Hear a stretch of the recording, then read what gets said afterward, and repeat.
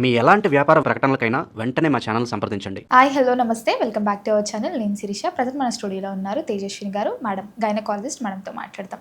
Hi madam. Hi అండి. Madam, చాలామంది చూస్తూ ఉంటాం అమ్మాయిలని కొంచెం టైట్ బట్టలు వేసుకుంటూ ఉంటారు. సో అది ఓకే అంటారా? బాడీకి ఏం కాదంటారా అలా టైట్గా వేసుకోవడం? టైట్ గార్మెంట్స్ అందరిలో ఓకే కాదండి. కొంతమందికి ఎలా ఉంటుందంటే ఇలా టైట్ క్లాత్స్ వేసుకోవడం వల్ల వాళ్ళకి చాలా ఇరిటేషన్గా కాను, లేదంటే పెయిన్ఫుల్గా కనిపిస్తుంటుంది. ఫ్రీక్వెంట్గా వాళ్ళు చాలా రోజుల నుంచి అలా టైట్ క్లాత్స్ వేసుకున్నారు అనుకోండి, ఎస్పెషల్లీ అండర్ గార్మెంట్స్ కానివ్వండి, లేదంటే ఇన్నర్ క్లాత్స్ కానివ్వండి, ఇలా వేసుకున్నప్పుడు వాళ్ళకి ఏమవుతుందో అక్కడ రీజన్ మొత్తం ప్రెజర్ఫుల్గా అనిపిస్తుంటుంది. ఒక కేసు ఉంటుంది, రీసెంట్గా ఒక కేసు. ఎలా ఉంటుందంటే ఆమెకు ఉల్వడైన కండిషన్ ఉంది. ఉల్వడైన అంటే ఇంటర్ కోర్స్ టైంలో చాలా పెయిన్ఫుల్గా అనిపిస్తుంటుంది. టచ్ చేస్తే పెయిన్ అవడం ఇలా అనిపిస్తుంటుంది. రీజన్ ఏం చూస్తే ఆమెకి ఎలాంటి ఇన్ఫెక్షన్ లేదు, ఎలాంటి హార్మోనల్ ఇంబ్యాలెన్స్ లేదు, అన్నీ నార్మల్గానే ఉన్నాయి. కానీ ఇలా టైట్ క్లాత్స్ వేసుకోవడం వల్ల ఆమెకి ఏమవుతుందంటే ఆ ఏరియాలో ఉన్న నర్వ్స్ అనేటివి సెన్సిటివ్గా మారిపోతాయి, హైపర్ సెన్సిటివ్గా అయిపోయినాయి. అంటే చిన్న ఫైన్ టచ్ కూడా ఆమెకి చాలా సివియర్ పెయిన్ఫుల్గా అనిపిస్తూ ఉంటుంది. ఇంకా ఈ టైట్ క్లాత్స్ యూజ్ చేయడం వల్ల ఎయిర్ సర్క్యులేషన్ ఫ్రీగా ఉండదు. దాని ద్వారా స్వెట్టింగ్ కానివ్వండి అలానే ఉండిపోతాయి. ఇలా స్వెట్ కానీ అలా ఉండిపోయినప్పుడు ఈజీగా బ్యాక్టీరియా అనేది అట్రాక్ట్ అవుతూ ఉంటుంది. ఎందుకంటే తడిగా ఉన్నప్పుడు బ్యాక్టీరియా ఈజీగా గ్రో అవుతుంది. సో ఇలా ఈజీగా బ్యాక్టీరియా రావడం, ఇన్ఫెక్షన్స్ రావడం ఇలా కామన్గా ఉంటాయి. ఇన్ఫెక్షన్స్ ఇలా నిర్లక్ష్యం పెట్టడం, అది ఇంకా ఇతర ఆర్గాన్స్ స్ప్రెడ్ అవుతూ ఉండడం, దీన్ని పెల్విక్ ఇన్ఫ్లమేటరీ డిసీజ్ అంటూ ఉంటాం. ఇలా సివియర్ ఫామ్లోకి వెళ్తూ ఉంటాయి. సో అందులో టైట్ క్లాత్స్ అనేటివి చాలా ప్రాబ్లమ్ కలిగిస్తూ ఉంటాయి. చాలామంది హైజీనిక్గా ఉండరు, పరిశుభ్రంగా అసలు ఉండరు. ఒకవేళ అట్లా లేకపోతే ఎలాంటి చూడొచ్చు అంటారు మనం? అండ్ హైజీనిక్గా లేకపోతే మెయిన్గా చూసేది వెజనల్ ఇన్ఫెక్షన్స్, లేదంటే యూరినరీ ట్రాక్ట్ ఇన్ఫెక్షన్స్ అంటాం. ఈ ఇన్ఫెక్షన్స్లో ఎలా ఉంటాయి, బయట నుంచి ఆర్గానిజమ్స్ అనేటివి ఈజీగా బాడీలోకి ఎంటర్ అవుతాయి. అప్పుడు వాళ్ళకి పీరియడ్స్లో చేంజెస్ రావడం కానీ, లేదంటే వైట్నెస్ ఎక్కువ సెక్రెట్ అవుతూ ఉండడం, ఆ ప్రైవేట్ పార్ట్ రీజన్లో మంట కానీ, దురదగా అనిపించడం, పెయిన్ఫుల్గా అనిపిస్తూ ఉంటుంది. లేదంటే ఇంటర్కోర్స్ టైంలో, లేదంటే ఇంటర్కోర్స్ తర్వాత బ్లీడింగ్ రావడం, పెయిన్ఫుల్గా రావడం, ఇవన్నీ కనిపిస్తూ ఉంటుంది. ఆ వెజనల్ ఇన్ఫెక్షన్స్ అనేటివి ఇంకా సర్వీక్స్ దాకా వెళ్ళి వాళ్ళకి స్పర్మ్స్ చనిపోయేలాగా, అంటే సర్వికల్ ఇన్ఫెక్షన్స్ ఉన్నాయనుకోండి, అక్కడ ఉన్న నార్మల్ మ్యూకస్ అంతా డిస్టర్బ్ అయిపోతుంది, అసిడిక్గా మారిపోతుంది. సర్వీక్స్ నుంచి స్పర్మ్స్ అనేటివి ఈజీగా యూట్రస్లోకి వెళ్తూ ఉంటాయి. ఈ సర్వీక్స్ ఇన్ఫెక్షన్స్ ఉన్నప్పుడు ఏమవుతాయి అంటే ఆ మ్యూకస్ చేంజ్ అయిపోవడం వల్ల ఆ స్పర్మ్స్ని బయట చంపేయడం జరుగుతుంది, లోపల వరకు వెళ్ళకుండా. దాని ద్వారా వాళ్ళకి ఇన్ఫెర్టిలిటీ అనేది కామన్గా చూస్తుంటాం. చాలామంది ఇప్పుడు చూస్తున్నట్టయితే చాలామంది చాలా ఎక్సర్సైజ్ చేస్తున్నారు అమ్మాయిలు, ముఖ్యంగా కొంతమంది చెయ్యరు.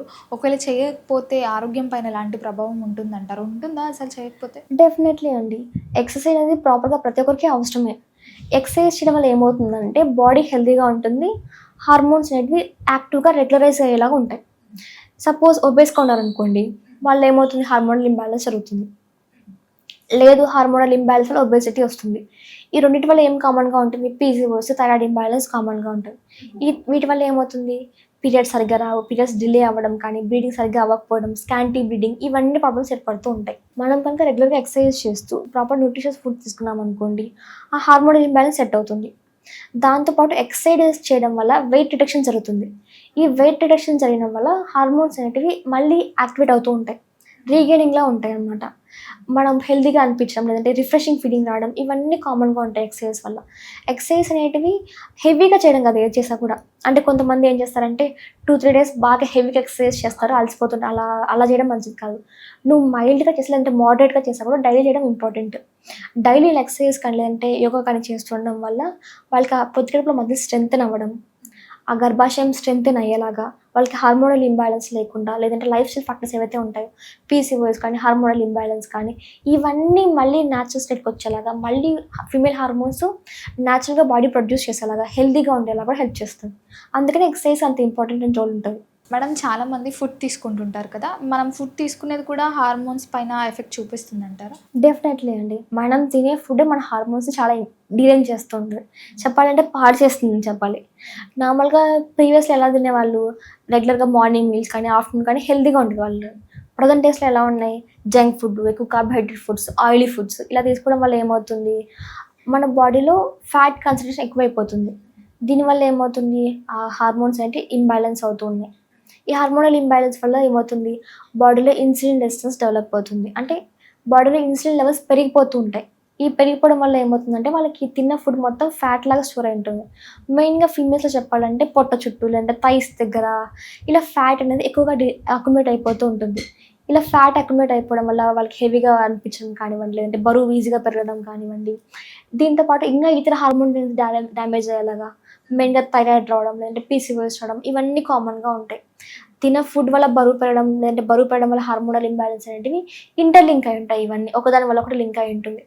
దీని ద్వారా ఏమవుతుంది, ఇవన్నీ కలిసి దేనిపైన ఎఫెక్ట్ చూపిస్తాయి, పీరియడ్స్ పైన చూపిస్తాయి.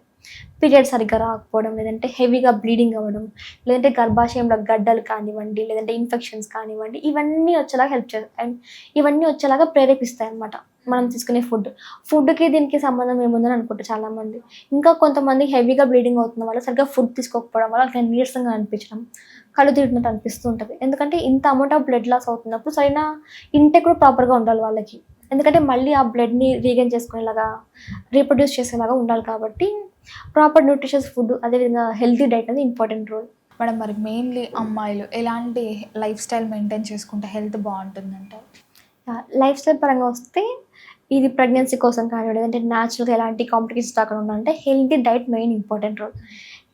డైట్ అంటే ఏముంటుందంటే కార్బోహైడ్రేట్ ఫుడ్ని తగ్గించాలి. రైస్ కానివ్వండి, చపాతి కానీ, ఇవన్నీ అందరూ అనుకుంటారు రైస్ తినచ్చు, చపాతి తినచ్చు, బ్రౌన్ రైస్ తినచ్చు ఇవన్నీ అనుకుంటారు. బట్ ఏది తిన్నా కూడా కార్బోహైడ్రేట్స్ ఇంటే సేమ్గానే ఉంటుంది. కాబట్టి ఈ కార్బోహైడ్రేట్ ఫుడ్ని తగ్గించుకోవాలి.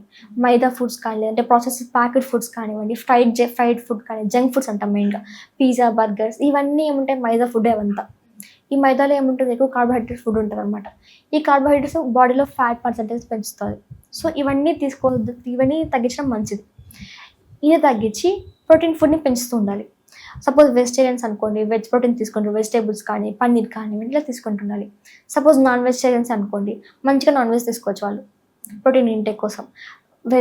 లీఫీ వెజిటేబుల్స్ కానీ, లేదంటే వెజిటేబుల్స్ కానివ్వండి, డ్రై ఫ్రూట్స్ అంటాం మెయిన్గా, ఇవన్నీ తీసుకోవడం మంచిది. ఇంకా యాంటీ ఆక్సిడెంట్స్ అంటుంటాం కొంతమంది, పసుపు, టర్మరిక్ వాటర్ కానీ, లెమన్ వాటర్ కానివ్వండి, లేదంటే ఫర్మెంటెడ్ ఫుడ్స్ అంటుంటాం. ఈ ఫర్మెంటెడ్ ఫుడ్స్ తీసుకోవడం వల్ల మన గట్ హెల్త్ అనేది ఇంప్రూవ్ అవుతుంది. ఈ గట్ హెల్త్ ఇంప్రూవ్ అవడం వల్ల మనం తిన్న ఫుడ్ మొత్తం న్యూట్రియంట్స్గా కన్వర్ట్ అవుతున్నప్పుడు అది ఈజీగా అబ్జర్వ్ అయ్యేలా హెల్ప్ చేస్తుంది. దాంతోపాటు బ్లాటింగ్ కానివ్వండి, పీరియడ్ టైంలో పెయిన్స్ కానీ ఇవన్నీ రిలీఫ్ వస్తుంటాయి.